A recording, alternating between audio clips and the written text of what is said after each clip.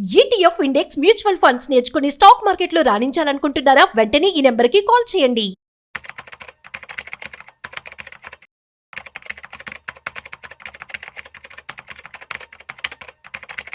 హ్యావియర్స్ India's largest digital media network Suman టీవీకి స్వాగతం. ప్రస్తుతం మనతో ఉన్నారండి senior banker and motivational speaker Anil garu ఉన్నారు.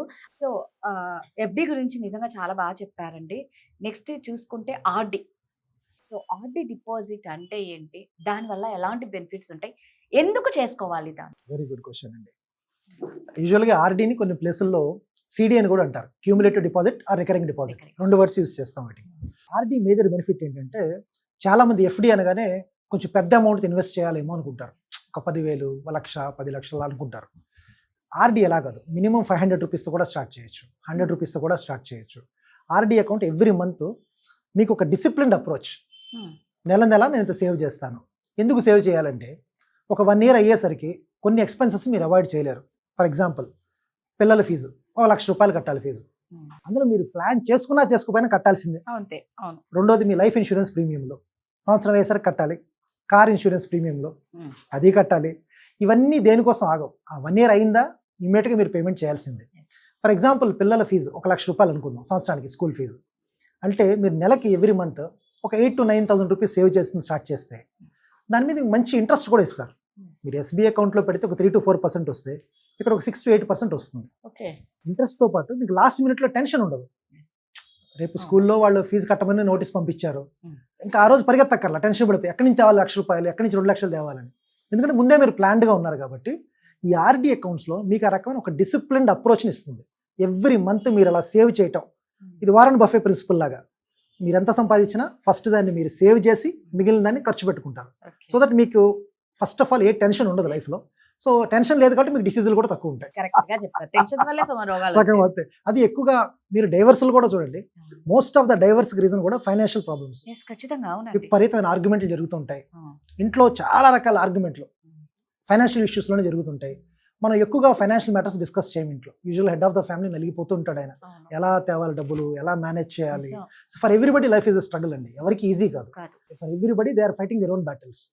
సో అట్లీస్ట్ ఆర్డీ అకౌంట్స్ ద్వారా ఎప్పుడు కూడా మన ప్రిన్సిపల్స్ ఎప్పుడు మర్చిపోకూడదు. నేను 1 సేఫ్టీ, 2 లిక్విడిటీ, 3 ప్రాఫిటబిలిటీ. నేను పెట్టిన డబ్బులు నాకు సేఫ్గా అందాలి. ఎందుకంటే అక్కడ స్కూల్ ఫీజు మ్యాండేటరీ కట్టి తీరాలి, ఇన్సూరెన్స్ ప్రీమియం కట్టి తీరాలి, లేకపోతే పాలసీ ల్యాప్స్ అయిపోతాయి. పాలసీ ల్యాప్స్ మీరు చూసారు, కరోనా టైంలో పాలసీ లేకపోతే హాస్పిటల్కి వెళ్ళి అడ్మిట్ అయితే ఒక మిడిల్ క్లాస్ పర్సన్ లో క్లాస్లో పట్టడానికి ఒక్క డిసీజ్ చాలు, ఒక అప్పర్ క్లాస్ వాడు మిడిల్ క్లాస్లో పట్టడానికి కూడా ఒక పెద్ద క్రిటికల్ డిసీజ్ చాలు. హెల్త్ ఇన్సూరెన్స్లు, లైఫ్ ఇన్సూరెన్స్లు ఎందుకు అంత ఇంపార్టెంట్, ఎందుకు రెగ్యులర్గా మన డబ్బులు సేవ్ చేసుకుంటూ ఉండాలి వాటి కోసం. అండ్ మనీ అనేది ఎంత క్రిటికల్ అనేది మనకి చాలా చాలా ఇన్సిడెంట్స్ ఉన్నాయండి లైఫ్లో చూడటానికి. చాలామంది సెలబ్రిటీస్ కూడా అలా చేసుకున్నారు లైఫ్లో, ప్రాపర్ ప్లానింగ్ లేకుండా. ఎస్పెషల్లీ ఫైనాన్స్ విషయంలో మనీకి దానికి ఇవ్వాల్సిన రెస్పెక్ట్, వాల్యూ అది ఇవ్వాల్సిందే మేడం. సో ఈ ఆర్డీ అకౌంట్ ద్వారా మేజర్ బెనిఫిట్ ఏంటంటే, మీరు ఎవ్రీ మంత్ సేవ్ చేసుకుంటూ వెళ్తారు, మంచి ఇంట్రెస్ట్ వస్తుంది, మీరు పెట్టిన క్యాపిటల్ ఎప్పుడూ సేఫ్. పిల్లల చదువుల కోసం కానీ, లేకపోతే పిల్లల పెళ్ళిళ్ళ కోసం కానీ, లేకపోతే మీ రిటైర్మెంట్ కోసం కానీ, మీరు 60 to 80 last 20 years of life.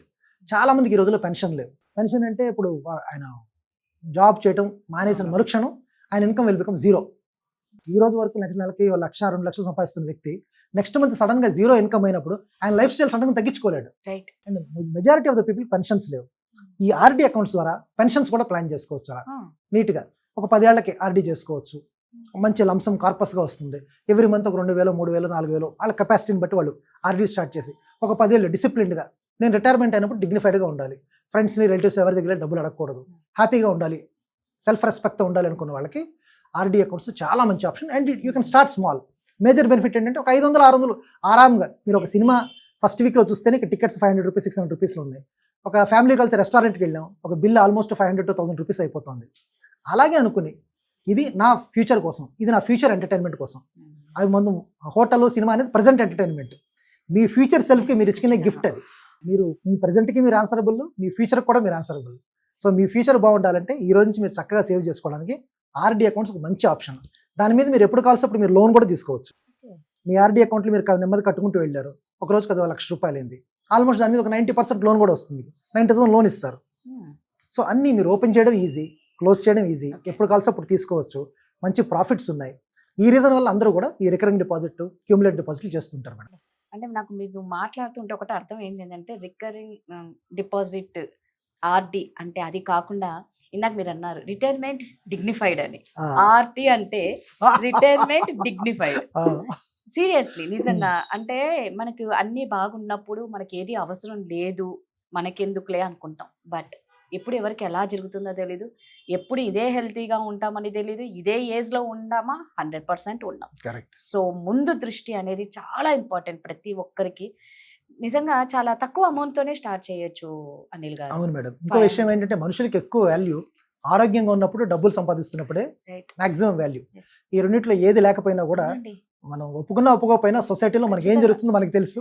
Society వరకు ఇంట్లో కూడా Family. చూడరు, ఫ్యామిలీలో ఉండదండి. అవును, సొసైటీ అవును, దాకా అవసరం అవును, లేదు. అవును, మనం బాగా సంపాదించేవాడు ఒక్కసారి డల్ అయిపోయినా, అవును, ఒక్కసారిగా హెల్త్ ఇష్యూ వచ్చి వాళ్ళు ఏం చెయ్యలేకపోయినా, కరెక్ట్.